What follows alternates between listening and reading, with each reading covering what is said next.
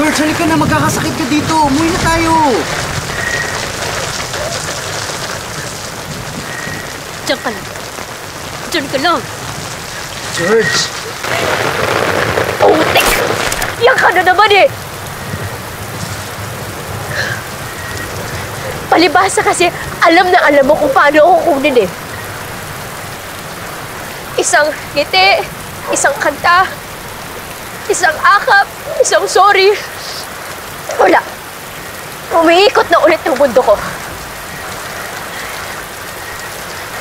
Tangina, primo. Matalino akong tao eh.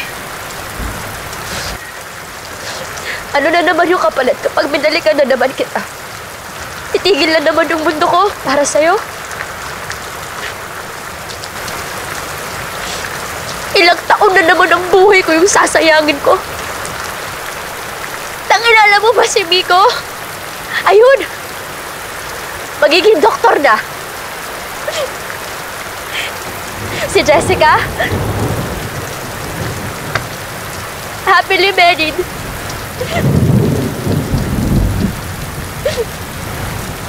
Ako. Eto. Sinusubukan pa rin bumangon para bawiin lahat ng nawala sa akin nung iniwan mo ako. George, I'm sorry. And what makes that story different from all your other stories before?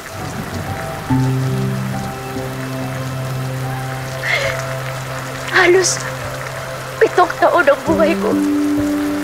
Binigay ko sa'yo, primo. At sa 7 taon na yun, isang beses lang ako nagsabing pagod na ako. Isang beses lang ako nagtanong kung kaya ko pa ba.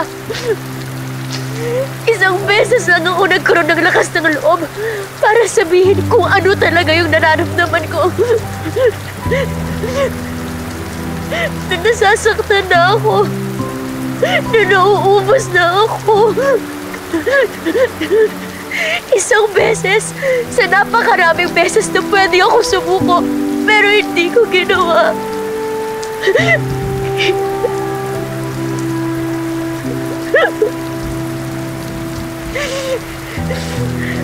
Pero isang beses lang din pala yung kailangan mo para sumuko. Para umalis.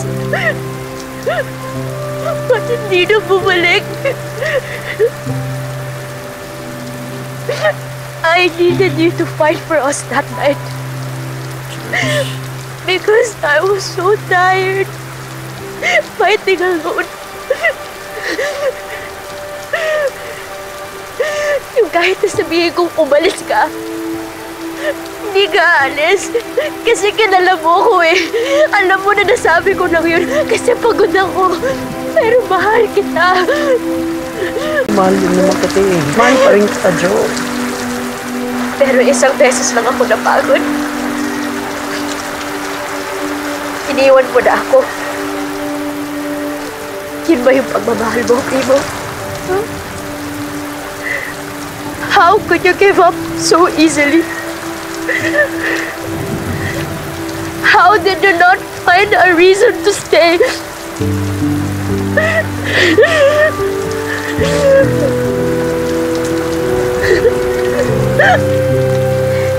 Hindi na ako papayag na ubusin mo ako ulit. Pagtigil na ulan, pag-uwi ko, I want you gone. I will just get in touch with you kapag may kailangan ipasign, kapag nabenta na yung bahay.